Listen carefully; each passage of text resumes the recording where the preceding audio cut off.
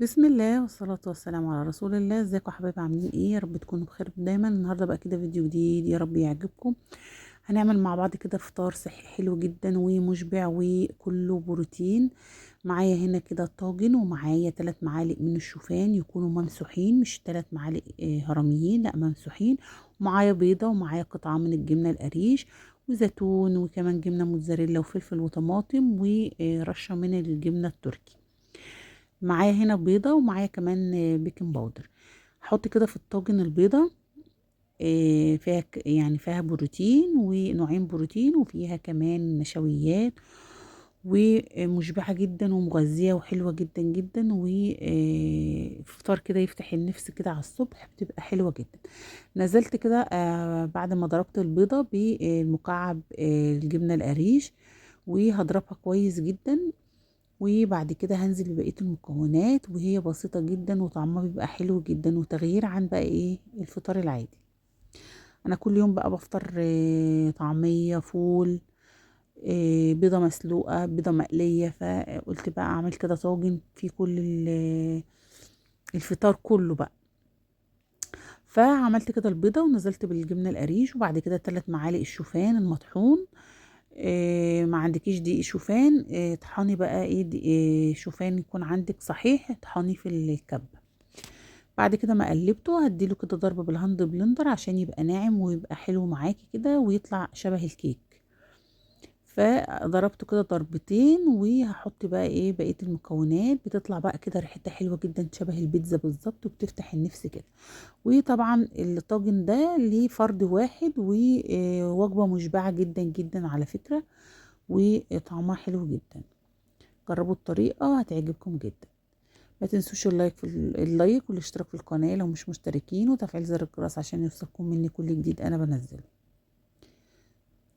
زي ما انتوا شايفين كده القوام بقى مظبوط وحلو جدا. هنزل بقى كده اول حاجة بالجبنة التركي، وبعد كده حط بقى الزيتون والطماطم. عايزة تحطي بصل حطي، وعايزة تحطي بقى سوسيس حطي، الحاجات بسطرمة اي حاجة انت بتحبيها حطيها. فانا حطيت الموجود عندي، وحبيتها كده بصراحة، كانت ريحتها حلوة جدا وطعمها جميل. والفلفل ده كان سبايسي شوية.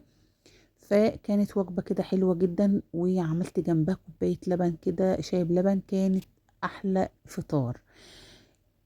نزلت كده بشوية من الموتزاريلا. هتقولي لي الموتزاريلا مش في الدايت، بس ده شوية رشة صغيرة مش كتير، وبعدين الطاجن ده صغير مش كبير. همسح بقى كده الحروف بتاعة الطاجن، وهدخلها بقى ايه في القلاية. القلاية حلوة جدا ومنجزة، وبتعملي فيها احلى فطار. مش بتنعي هم الغداء او الفطار بصراحة. فهنحطها كده لمدة من 8 ل 10 دقايق، درجة حرارة 200، لمدة 25 دقيقة. تطلع حلوة جدا. بس هي ما اخدتش ال25 دقيقة كلهم، اخدت 10 دقايق. انا عملتها هنا على 170، بس رجعت زودتها تاني ل200. وطلعت حلوة جدا، وريحتها كانت جميلة جدا. لحد بقى ما هيطلع كده الطاجن من القلاية، اعمل بقى كوباية شاي بلبن. علشان طبعا الشاي بلبن ده اساسي كده في الفطار، مش بحب يعني يومي ما بيعديش غير بيه بصراحة. فهو اللي بيظبط لي المود بصراحة يعني. كنت الاول بشرب قهوة، بس طبعا الشاي بلبن حاجة كده اساسية في اليوم.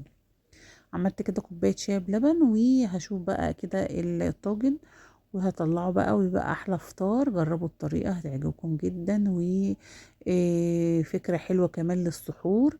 ان شاء الله هنعمل بقى سحور كده مع بعض. رمضان جاي، كل سنة وانتم طيبين. فهنعمل بقى كده افكار للسحور والفطار.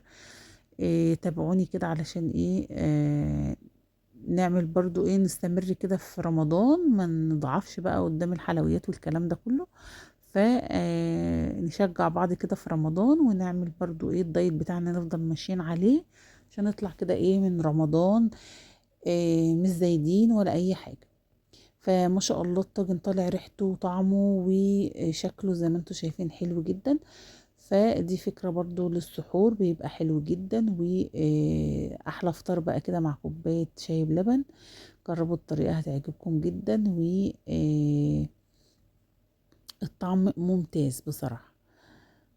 اهو شايفين بقى. يا رب الفيديو النهارده يكون عجبكم، وان شاء الله اشوفكم في فيديو جديد، والسلام عليكم.